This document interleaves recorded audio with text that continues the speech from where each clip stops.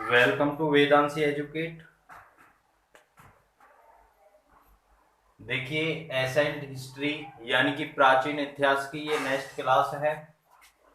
इसमें हम जानेंगे मगध में जैन धर्म का प्रचार करने के लिए इन्होंने अपने 11 शिष्यों को नियुक्त किया, जिन्हें 11 गणधर मगध से भी हम याद रख सकते हैं। जो 11 शिष्य थे उन्हें गणधर कहा जाता था और मगध में प्रचार करने के लिए इन्हें नियुक्त किया गया था। इसके बाद नेक्स्ट आर्य सुदर्शन, महावीर स्वामी के बाद जीवित रहने वाला इकलौता गणधर था। कौन था? महावीर स्वामी के बाद इकलौता जो जीवित रह गया था वह था आर्य सुदर्शन। 468 बीसी में महावीर स्वामी की मृत्यु पावापुरी में हुई थी। महावीर स्वामी की मृत्यु जो हुई थी वो 468 बीसी में और पावापुरी नामक स्थान पर हुई थी। 300 बीसी में मगध, स्थूलभद्र, श्वेतांबर, भद्रबाहु और दिगंबर के बारे में जानेंगे हम। ये 300 बीसी के हैं। यहाँ पर ये पीताम्बर नहीं आएगा, ये आएगा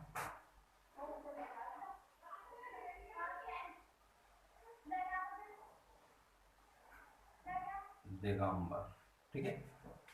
इसके बाद देखिए फर्स्ट जैन महासंगति, इसका जो प्लेस था वो था पाटलिपुत्र और इसके जो रूलर थे वो थे चंद्रगुप्त मौर्य, चेयरमैन स्थूल भद्र। ठीक है। इसके बाद जो वर्क था यानी कि जो जैनिज्म था, जैनिज्म डिवाइड इनटू कम्युनिटीज, यानी कि जैनिज्म को यहाँ पर दो भागों में बांट दिया गया, दो भागों में बट गया जैनिज्म। नंबर 1 श्वेतांबर और नंबर 2 दिगंबर।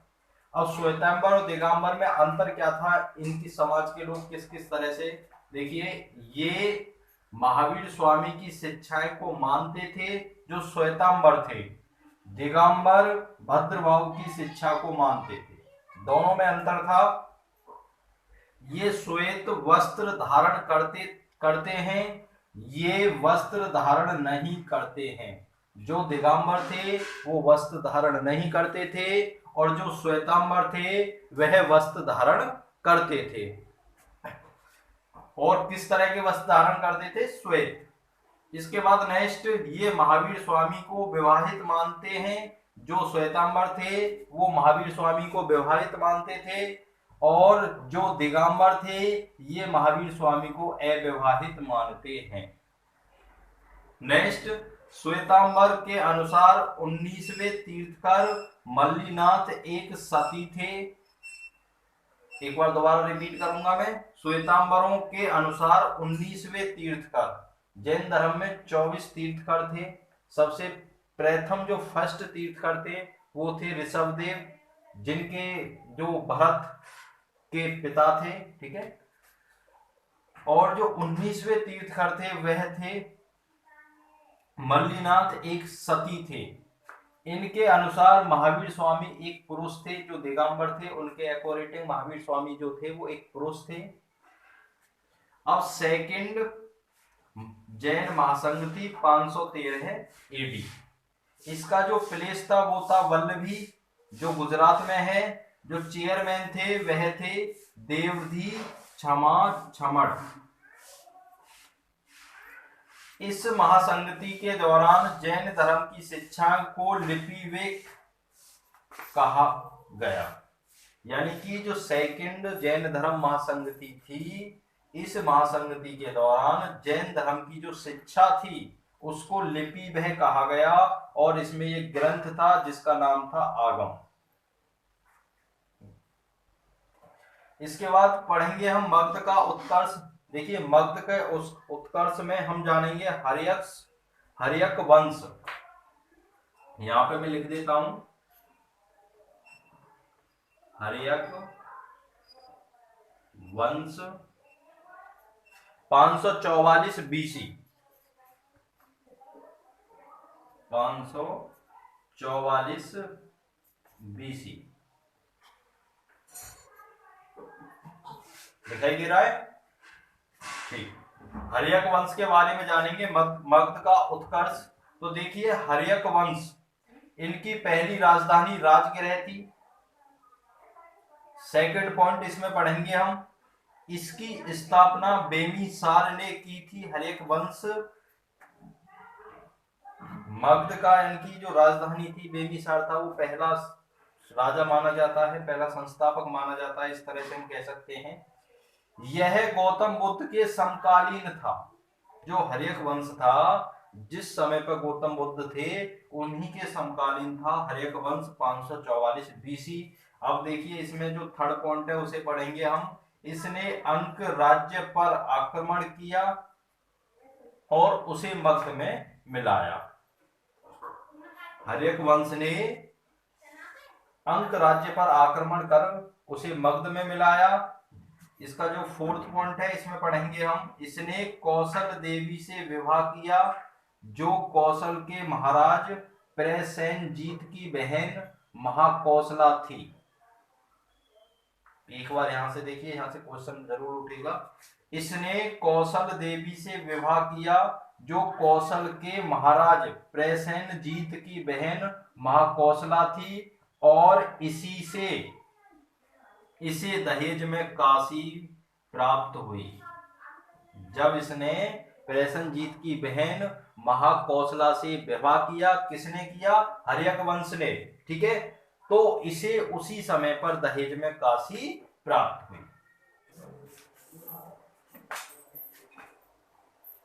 देखिए हम पढ़ रहे थे हर्यक वंश 544 बीसी। इसकी दूसरी पत्नी का नाम चेलना था, जो लक्ष्मी वंश की राजकुमारी थी। हर्यक वंश की जो दूसरी पत्नी थी उसका नाम चेलना था, और जो लक्ष्मी वंश की राजकुमारी थी, इनका एक राजवैद्य था जिसका नाम जीवक था। ठीक है, जो हर्यक वंश की दूसरी पत्नी थी उनका नाम चेलना था और वह लक्ष्मी वंश की राजकुमारी थी। इनका एक राजवैद्य था जिसका नाम जीवक था। इसने जीवक को अवंती के राजा प्रद्योत का इलाज करने भेजा। इन्होंने क्या किया? जो अवंती के राजा थे प्रद्योत का इलाज करने के लिए भेजा, जो पीलिया से ग्रस्त था। इसमें देखिए यहाँ पर जो स्टार लग रहा है वो मोस्ट इंपोर्टेंट टॉपिक है, उस पर आप विशेष ध्यान दें। बिंबिसार की हत्या इसके पुत्र अजात शत्रु के द्वारा की गई, जो मगध का अगला शासक बना। जो हर्यक वंश था, ठीक है, उसकी जो हत्या की गई वो अजात शत्रु के द्वारा की गई। अजात शत्रु हर्यक वंश का ही पुत्र था, और यही अजात शत्रु अपने पिता को मार करके अगला शासक बना मगध का। अब पढ़ेंगे हम अजात शत्रु 492 बीसी से 460 बीसी। महावीर स्वामी 468 तथा गौतम बुद्ध 483, दोनों की मृत्यु इसी के शासन काल में हुई। इसने वज्जी संघ और मल्ल संघ पर आक्रमण करके मगध में मिलाया। अजात शत्रु ने मल्ल संघ और वज्जी संघ पर आक्रमण करके उन दोनों को मगध में मिलाया।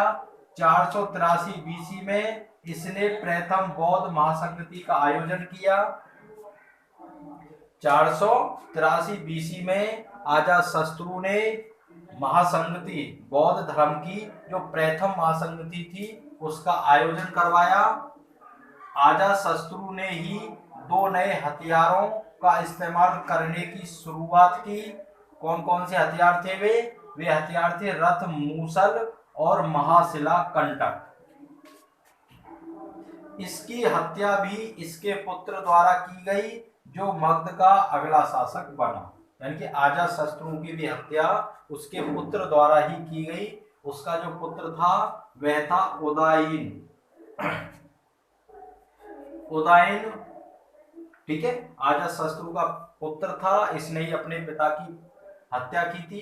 पिता कौन था? अजातशत्रु, जो 492 से लेकर के 460 तक इसने शासन किया। उदयन, इसने गंगा और सोन नदी के संगम पर एक शहर की स्थापना की जिनको पाटलिपुत्र के नाम से जाना जाता है। इसने अपनी राजधानी को राजगृह से पाटलिपुत्र स्थानांतरित किया। जो उदयन था उसने अपनी राजधानी को राजगृह से पाटलिपुत्र स्थानांतरित किया। अनिरुद्ध और नागदशक महामात्य शिशुनाग ने इसकी हत्या कर दी। उदयन की हत्या अनिरुद्ध, नागदशक जिसे महामात्य भी कहा जाता था, और शिशुनाग ने मिलकर के इसकी हत्या कर दी। शिशुनाग वंश का संस्थापक शिशुनाग था। इसने अवंती पर आक्रमण कर प्रद्योत वंश का अंत किया। शिशुनाग ने अवंती पर आक्रमण करके प्रद्योत वंश का अंत किया और अवंती को मगध में मिलाया। इसने अपनी राजधानी पाटलिपुत्र से वैशाली स्थानांतरित किया। देखिए, उदयन ने राजगृह से पाटलिपुत्र अपनी राजधानी स्थानांतरित की थी और शिशुनाग ने पाटलिपुत्र से वैशाली स्थानांतरित की थी अपनी राजधानी। इसका उत्तराधिकारी इसका पुत्र कालाशोक हुआ। 383 बीसी में इसने सेकंड बौद्ध महासंगति का आयोजन करवाया। देखिए, प्रथम बौद्ध महासंगति का आयोजन करवाया था अजातशत्रु ने और सेकंड बौद्ध महासंगति का आयोजन कराया था शिशुनाग वंश ने। और राजधानी को पुणे वैशाली से, इसने राजधानी को भी पुणे वैशाली से पाटलिपुत्र ले गया। इस वंश का अंतिम शासक नंदीवर्धन हुआ।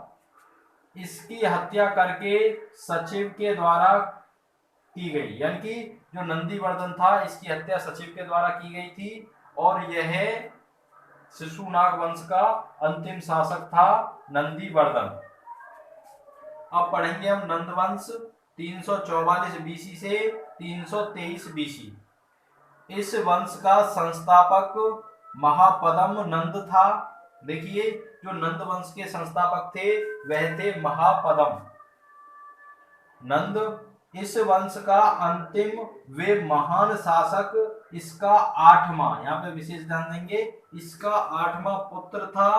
326 बीसी, यहाँ पे सी है, बीसी में सिकंदर का आक्रमण हुआ। घनानंद की हत्या चाणक्य की मदद से चंद्रगुप्त मौर्य ने की थी, जिसने मगध के सबसे बड़े राजवंश की स्थापना की। यानी कि घनानंद की हत्या चंद्रगुप्त की मदद से, चाणक्य की मदद से चंद्रगुप्त ने की थी, जिसने मगध के सबसे बड़े राजवंश की स्थापना की। आज की क्लास में इतना ही रहेगा, आगे बढ़ेंगे नेक्स्ट क्लास में।